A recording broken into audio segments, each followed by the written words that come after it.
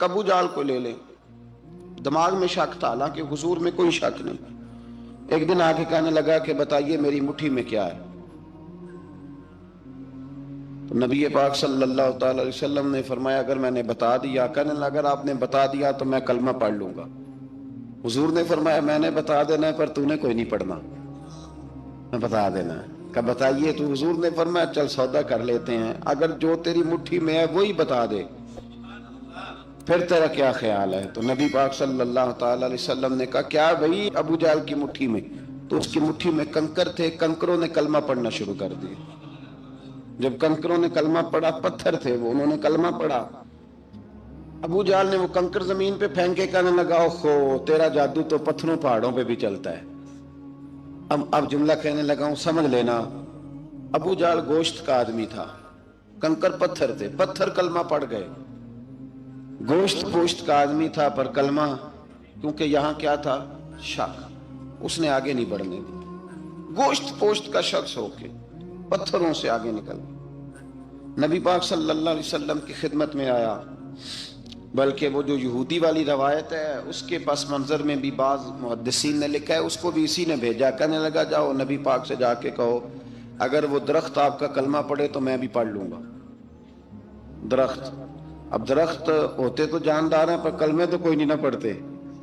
درخت سے بھی تو انسانوں سے کلمہ پڑھنے کی بات، اگر درخت پڑھے تو میں پڑھ لوں گا۔ نبی پاک صلی اللہ علیہ وسلم دور بیٹھے تھے، درخت دور تھا، اور امام سیوطی علیہ رحمہ نے لکھا ہے درخت بھی کیکر کا تھا۔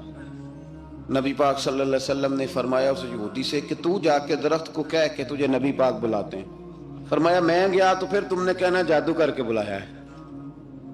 احتیاط بھی کی، ہر چیز آنکھوں کے سامنے رکھی، تو جا کے کہہ کہ تجھے بلاتے ہیں۔ وہ بندہ گیا، جا کے کہنے لگا، اور امام سیوطی نے اس کو لکھا ہے، کہنے لگے اس نے نبی پاک کا نام بھی نہیں لیا، کیونکہ ابو جہل اینڈ کمپنی کو پتا تھا کہ مصطفیٰ کے نام میں بھی بڑی برکت، خالی نام بھی نہیں لیا۔ کہنے لگا درخت وہ جو سامنے بیٹھے ہیں نا وہ تجھے بلا رہے، نام نہیں لیا حضور کا، وہ جو سامنے بیٹھے ہیں نا، جاءت لدعوتہ الاشجار ساجدۃ، امام بوصیری کہتے ہیں درخت آیا اور سجدہ کرتا ہوا، زمین چیرتا ہوا آیا۔ کس طرح آیا؟ پہلے آگے جھکا، پھر پیچھے جھکا، دائیں جھکا، بائیں جھکا۔ یہاں بھی لکھنے والوں نے لکھا ہے کہ وہ نہ درخت اپنی جڑیں اکھیڑ رہا تھا، جب چلنا تھا نا اس نے حضور کی طرف آنا تھا تو آگے دائیں بائیں ہوا، جڑیں اکھیڑ رہا تھا۔ لیکن ہمارے استاد جب ہمیں یہ روایت پڑھایا کرتے تھے تو کہتے تھے جڑیں نہیں اکھیڑ رہا تھا، جب اس نے سنا مجھے نبی پاک نے بلایا تو اسے وجد ہو گیا تھا، وہ جھومنے لگ گیا تھا، جھوم رہا تھا، حضور نے مجھے بلا لیا، جاءت لدعوتہ الاشجار ساجدۃ۔ تو درخت آیا، اس نے آ کے نبی پاک کو سجدہ کیا، لکڑی کا بنا ہوا درخت ہے، سجدہ کیا۔ سجدہ کرنے کے بعد درخت اٹھا اور اٹھ کے اس نے نبی پاک کا کلمہ پڑھا۔ وہ جس کو ابو جہل نے بھیجا تھا نا یہودی، وہ درخت کی حالت دیکھ کے کلمہ پڑھ گیا، وہ کلمہ پڑھ گیا، لیکن یہی بے ایمان کہنے لگا ہوئے ہوئے ان کا تو درختوں پہ بھی جادو چلتا ہے۔ لا ریب فی، شک قرآن پاک میں، لیکن اگر بندے کے دماغ میں ہو اس کا علاج ہے کوئی؟ ادھر ہی شک بیٹھ جائے۔ میں سادی مثال دیتا ہوں کہ سامنے دیوار صاف ہو لیکن گرد اگر آئینے پہ پڑی ہو، دیوار صاف کرنی چاہیے کہ اینک کا شیشہ صاف کرنا چاہیے؟ ساری زندگی لوگ دیوار صاف کرتے گزار دیتے، ساری زندگی تراش خراش کرتے گزار، اپنی مرضی کی پینٹنگ کرتے گزار دیتے ہیں، پر اپنی آنکھ کی پتلی صاف نہیں کرتے، آنکھ کی پتلی صاف نہیں کرتے۔ کسی نے حضرت رومی سے کہا تھا حضور دنیا میں کوئی اچھا ملتا نہیں، فرمانے لگے تھوڑا رونا شروع کر تاکہ تیری پتلیاں وضو کر لیں، وضو کر لیں، وہ انہیں پتہ چل جائے کہ کتنے صاف ستھرے لوگ دنیا میں پائے جاتے ہیں۔ ابو جہل پھر آ گیا، کہنے لگا اگر آپ چاند کے 2 ٹکڑے کر دیں تو میں کلمہ پڑھنے کو تیار۔ اچھا یہاں بھی بڑی مزے کی بات ہے، اللہ نے پہلے کہہ دیا نبی پاک کو کہ ان الذین کفروا سواء علیہم اانذرتہم ام لم تنذرہم لا یؤمنون۔ محبوب یہ جن کی قسمت میں کفر ہے نا، آپ انہیں ڈرائیں چاہے نہ ڈرائیں، یہ ایمان نہیں لائیں گے۔ कंकरों ने भी कलमा पढ़ लिया, दरख्तों ने भी पढ़ लिया, सारा कुछ हो गया, और अल्लाह ने भी कह दिया कि महबूब इस बेईमान ने कलमा नहीं पढ़ना, पर हुजूर ने फरमाया ये पढ़े ना पढ़े हमने मैदान नहीं छोड़ना। जितनी दफा आएगा ना हम इसे जरूर मौजज़ा दिखाएंगे, जितनी दफा आएगा हम क्यों मैदान छोड़ें। आके कहने लगा जी अगर चांद के 2 टुकड़े कर दे तो इक़्तरबत इस्साअतु वंशक्कल कमर।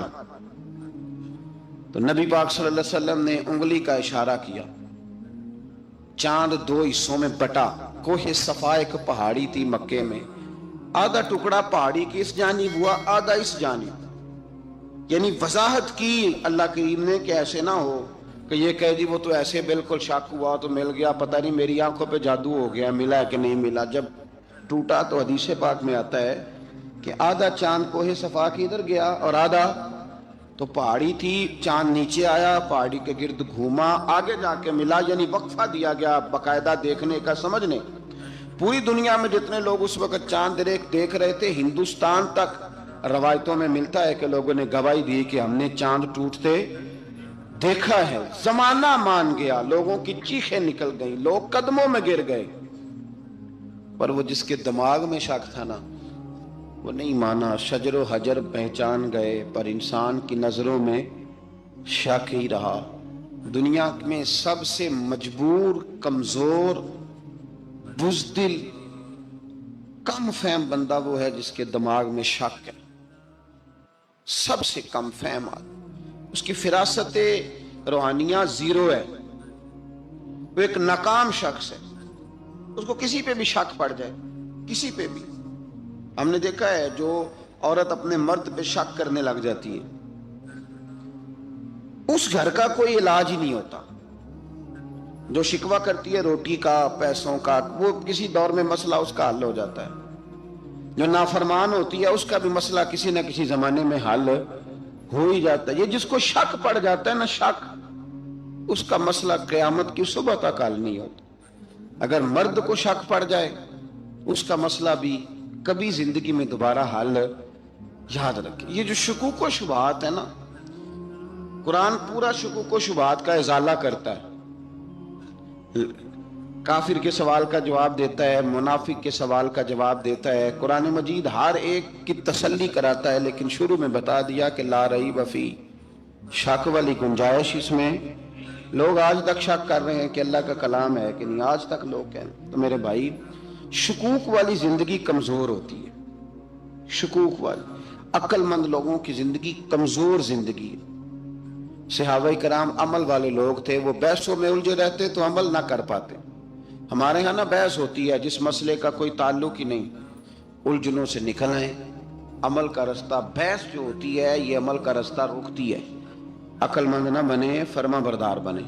मेरे भाई, शुकूक व शुबहात वाली जो लाइफ है, लेकिन ना अंबिया किराम अलैहिस्सलाम के बारे में शुकूक व शुबहात हैं, औलिया उज़्ज़ाम के बारे में। अब एक नया शक पैदा हो गया है कि फैज मिलता है कि नहीं मिलता। हमने फलाने वली को देखा नहीं, सारी जिंदगी उसका नाम लिया, फैज मिलेगा कि नहीं।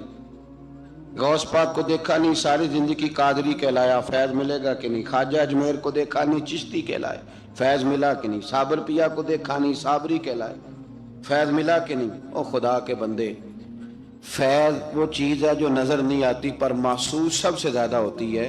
मिले तो हजरत अवैस करनी भी नहीं थे नबी पाक से, वो भी नहीं मिले थे, मुलाकात तो उनकी भी नहीं हुई थी। क्या कहोगे, मुलाकात नहीं हुई, लेकिन फयूज़ो बरकत का ये आलम है कि मेरे महबूब ने फरमाया वो दुआ करेगा तो अल्लाह मेरी उम्मत की बख्शिश फरमाएगा। तो आप हमारे सूफिया में एक सिलसिला अवैसिया है। सिलसिला अवैसिया में अक्सर मुलाकात नहीं होती, अक्सर नहीं मुलाकात होती बगैर देखे ना, आप जब किसी का नाम जपते हैं, जब किसी का नाम लेते हैं, जब उसी का जिक्र करते हैं, जब उसी के तज़किरे में रहते हैं, तो अल्लाह तबारक व तआला के ये जो कामिल लोग होते हैं ये मुतवज्जे हो जाते हैं, उनकी तवज्जो होती है। और खुद सरकार ने फरमाया, दो आपस में मोहब्बत करने वाले, एक मशरिक में एक मगरिब में, क़यामत के दिन अल्लाह दोनों को जन्नत में इकट्ठा फरमा देगा। ये क्या बात हुई कि हर बात में शक करना कि जी वो फलाने से मुलाकात ही नहीं हुई। तो किस तरह भाई, मुलाकात एक अलग चीज का नाम है, मुलाकात एक अलग शय का नाम है, और फयूज़ो बरकत एक اللہ سے ملاقات ہوئی ہے؟ رزق دیتا ہے کہ نہیں؟ زندگی دیتا ہے، ساری چیزیں دیتا ہے، تو ملاقات تو کوئی نہیں کرتا۔ تو اس لیے ہر چیز کو ٹھیک ہے، وہ جو جگہ جس جگہ پہ جو بات ہے اس کو وہاں رہنا چاہیے، لیکن یہ شکوک ہیں، ان سے باہر نکلیں، ان سے باہر آئیں۔ اولیاء اللہ کا جو فیضان ہے، ان کی جو محبت ہے، ان کے جو طریق، حضرت سلیمان بن بشار رحمت اللہ علیہ بزرگ گزرے ہیں، وہ کہتے ہیں میرے پاس، میں بڑا خوبصورت تھا جوانی میں، دین کی تھوڑی سی خدمت کرتا تھا، تو ایک عورت آ گئی، اس عورت نے میرے ساتھ کچھ مجھ سے مانگا، مطالبہ کیا، تو میں نے کہا کوئی بھکارن ہے۔ میں نے جب اس نے نقاب اوڑھا ہوا تھا، جب میں نے اس کی طرف پیسے دینے کے لیے، خیرات دینے کے لیے کوئی چیز بڑھائی، تو اس نے چہرے سے کپڑا ہٹایا، میں نے نظر جھکا لی، کہنے لگی سلیمان میرا رنگ روپ تو دیکھ، میں کتنی خوبصورت ہوں، میں تیری محبت میں گرفتار ہو گئی، خدا را میں اپنے آپ کو تیرے حوالے کرتی ہوں۔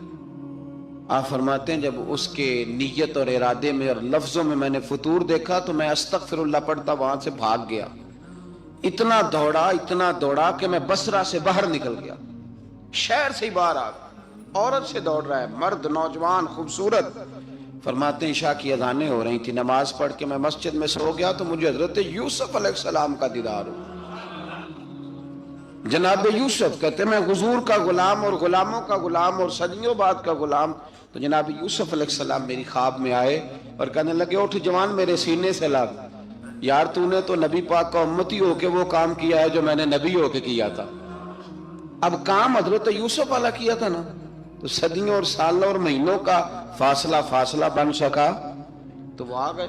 مسئلہ یہ ہے کہ شکوک و شبہات والی زندگی نقصان